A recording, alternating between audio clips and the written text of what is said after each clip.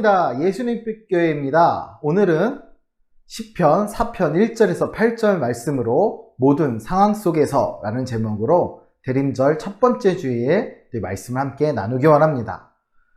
구약성경 시편 4편 1절에서 8절입니다. 함께 본문을 읽어보겠습니다. 내 의의 하나님이여, 내가 부를 때 응답하소서. 곤란 중에 나를 너그럽게 하셨사오니 내게 은혜를 베푸사 나의 기도를 들으소서. 인생들아, 어느 때까지 나의 영광을 받고 욕되게 하며 헛된 일을 좋아하고 거짓을 구하려는가? 여호와께서 자기를 위하여 경건한 자를 택하신 줄 너희가 알지어다. 내가 그를 부를 때 여호와께서 들으시리로다. 너희는 떨며 범죄하지 말지어다. 자리에 누워 심중에 말하고 잠잠할지어다. 의의 제사를 드리고 여호와를 의지할지어다. 여러 사람의 말이 우리에게 선을 보일 자 누구냐 하오니, 여호와여, 주의 얼굴을 들어 우리에게 비추소서. 주께서 내 마음에 두신 기쁨은 그들의 곡식과 새 포도주가 풍성할 때보다 더하나이다. 내가 평안히 눕고 자기도 하려니 나를 안전히 살게 하시는 이는 오직 여호와이시니이다. 아멘. 2021년이 이제 한 달밖에 남지 않았습니다. 반대로 2022년이 어느새 한 달여 앞으로 다가왔지요.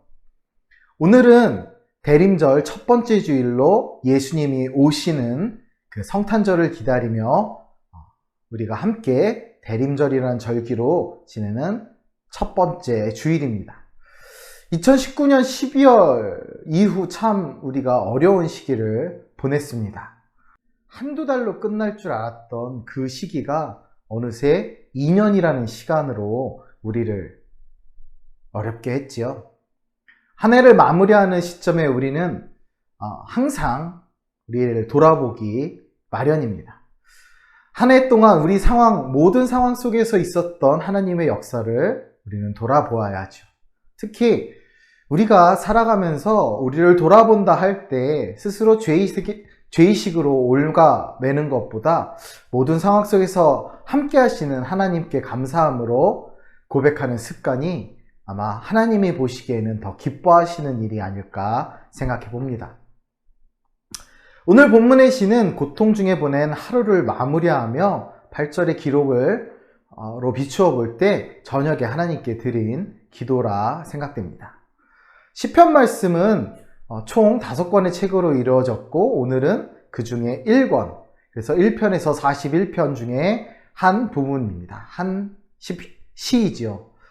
우리 다윗의 시를 대부분으로 보고 있기에 1편과 2편과 10편과 33편을 제외한 모든 시들이 다윗의 저작으로서 오늘 시편 역시도 다윗이 지은 시입니다.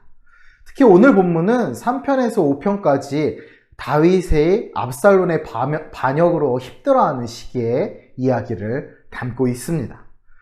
오늘 본문의 배경인 이날은 압살롬에게 내쫓겨 예루살렘에서 도망한 지 이틀째 되는 밤으로 우리가 추정합니다.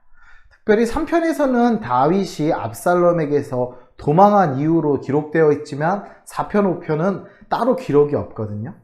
그렇지만 그 내용상의 이어짐을 우리가 보았을 때 다윗의 압살롬 반역 사건 시기, 그리고 오늘 4편은 그 이틀째 되는 밤이라 추정하고 있습니다. 몸과 마음의 안식을 누릴 수 없는 위협적인 상황에서도 다윗은 철저히 하나님을 의지하는 빛나는 믿음을 오늘 본문을 통해 보여줍니다. 다윗이 왜 가장 존경받아 마땅한 왕인지 우리에게 보여주는 고백 중 하나지요. 고난 중에 하나님을 의지하는 자에게 하나님은 기쁨과 평안을 주십니다. 오늘 함께 본문 말씀으로 들어가 보겠습니다. 오늘 본문이 시편 4편에 앞서 시편 3편에서는 다윗이 그 아들 압살롬과 그에 동조한 일부 신하들의 반역으로 쫓기는 상황에서 하나님께 조속한 구원을 호소하는 내용이 주를 이루었다면, 시편 4편은 현재 압살롬의 반역으로 말미암아 당하고 있는 역경을 하나님이 택하신 자를 끝까지 도우시는 분이시라는 것, 하나님의 구원을 통하여 극복하게 될 것임을 확신하는 내용으로 이루어져 있습니다. 이후에 3, 4, 5편, 5편은 압살롬의 반역을 감지하고 악인에 대한 심판과 의인에 대한 보호를 하나님의 공의의 근거에 간구하면서 또 고난 가운데서의 구원을 확신하는 내용이 주를 이룹니다. 본문 10편 4편 1절에 다윗은 이렇게 얘기하죠. 내 의의 하나님, 내 의의 하나님이라고 부릅니다. 이것은 문자적으로 보면 나의 하나님 곧 의의 하나님이라는 뜻이며 하나님이 의로우신 분이라는 뜻과 함께 하나님은 우리를 의롭게 하시는 분이라는 뜻을 포함합니다. 곧 긍휼하신 하나님의 성품을 근거하여서 현재 다윗 자신의 기도에 응답하시기를 호소하는 것이죠. 그렇게 다윗은 하나님의 곤란 중에 너그럽게 하시는 분이라 고백합니다. 다윗의 상황 그리고 우리의 삶에서의 상황들을 돌아봅니다. 정당하지 않은 비난과 고소가 빗발치는 상황에서도 끝까지 인내하며 로마서 12장 21절의 말씀대로 선으로 악을 이길 수 있는 비결은 우리 자신이 아닌 우리가 믿는 하나님께 있습니다. 우리가 인생을 살아갈 때 어려운 일을 만나지 않을 수 없습니다. 그때마다 우리의 문제를 하나님께 기도로 아뢰기 원합니다. 하나님이 친히 응답해 주시기를 간구하는 습관이 우리 안에 있어야 합니다. 어떤 상황 속에서도 하나님의 긍휼은 자격 있는 자에게 주어지는 것이 아니라 불쌍히 여김을 받을 자에게 주어집니다. 그렇기에 우리가 완벽하지 않아도 부족하여도 연약할 때에 약할 때에 강함 되시는 주님이신 것입니다. 이어서 시인은 하나님께 기도한 후에 자신을 비난하는 자들에게 몇 가지 사항을 권면합니다. 2절에 인생들이라는 표현이 나오지요. 이는 무고한 시인을 흠집내고 헛된 일을 좋아하며 거짓을 구하는 이들을 뜻합니다. 사무엘하 16장 8절에서 시므이가 다윗을 저주하였던 것처럼 말이지요. 곧 시인을 비난하는 자들입니다. 시인은 하나님 앞에서 신실한 자신을 속박하고 분쟁을 일으키는 그들에게 경고합니다. 그들은 여호와께서 자기를 위해 경건한 자를 택하시고 언약적인 사랑을 행하신다는 사실을 알지 못합니다. 시인은 인생들에게 죄에 대한 두려운 마음을 갖고 낙담케 하는 말을 그치며 또 오히려 하나님께 예배하고 하나님을 신뢰하라고 적극적으로 도전하죠. 결국 반역자들의 모든 행위는 헛된 일로 가치 없는 것입니다. 우리의 원수들도 하나님이 우리를 거룩하게 구별해 하셨다는 사실을 모릅니다. 잠언 16장 9절의 말씀처럼 사람이 마음으로 자기의 길을 계획할지라도 그 걸음을 인도하시는 분은 여호와시라는 사실을 그들은 알 수 없다는 것입니다. 우리의 원수들은 우리가 하나님께 받은 사랑과 응답에 대해 알지 못합니다. 그러기에 그들은 지금 하나님 앞에서 죄를 범하고 있음을 알지 못합니다. 우리는 그 알지 못하는 자들을 저주하거나 공격하는 자들이 아닌 그들을 낮추거나 그들과 다투고 분쟁하는 자들이 아닌 모르는 무지를 깨닫고 우리는 그들을 위해 기도해야 하는 사람들입니다. 그들의 무지를 깨닫도록 중보해야 하는 역할이 우리에게 있습니다.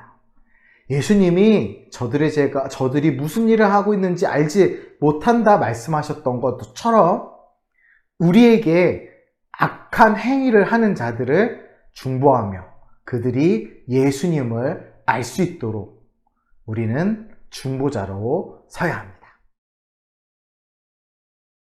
많은 사람들이 다윗의 믿음을 비웃었습니다. 비난과 조소는 작게 시작해도 금세 커지기 마련입니다. 우리 삶에 비난과 조롱의 습관이 있다면 그것은 곧 거대한 아픔으로 우리에게 돌아올 겁니다. 우리의 습관을 점검하기 원합니다. 시인이 이야기한 인생들 곧 그들의 비웃음은 더 나아가 선하신 하나님의 존재까지도 의심합니다. 믿지 않는 자들, 불신자들의 모습이지요. 그러나 이런 공격 앞에서도 다윗은 하나님이 그가 택하신 사랑하는 자에게 결코 자신의 얼굴빛을 거두지 않으신다는 것을 6절에서 믿는다고 고백합니다. 위대한 믿음의 선진 다윗의 모습입니다.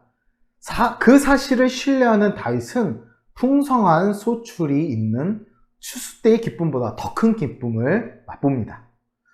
8절에서 고백하듯 하나님은 당신을 아는 자에게 기쁨과 평화와 안전을 주시기 때문입니다. 삶에서 만나는 고난 못지않게 우리를 힘들게 하는 것이 우리를 뒤에서 괴롭히는 사람들에게 어떻게 반응할지 고민하는 것입니다. 인간관계에서 우리는 우리를 향한 공격 내지는 비난 앞에 고통받으며 그것에 동일한 방식으로 반응하려고 할 때가 있습니다. 이에는 이, 눈에는 눈, 이렇게 생각하는 거죠. 그러나 그것은 하나님이 기뻐하시는 일이 아닙니다.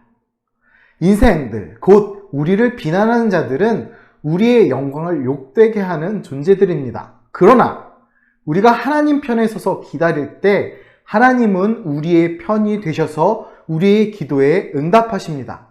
복수는 하나님의 것이라 하지요.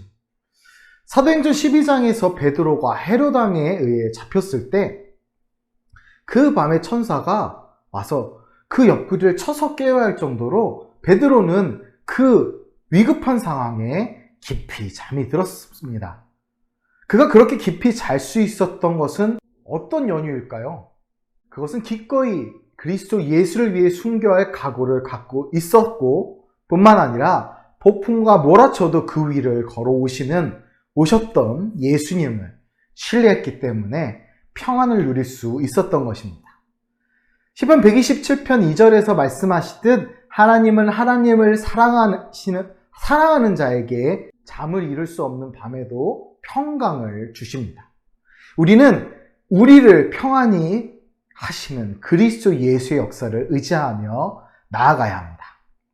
우리의 하나님은 우리의 억울함을 푸시고 우리 심령에 세상 사람이 알지 못하는 기쁨과 평안을 주십니다.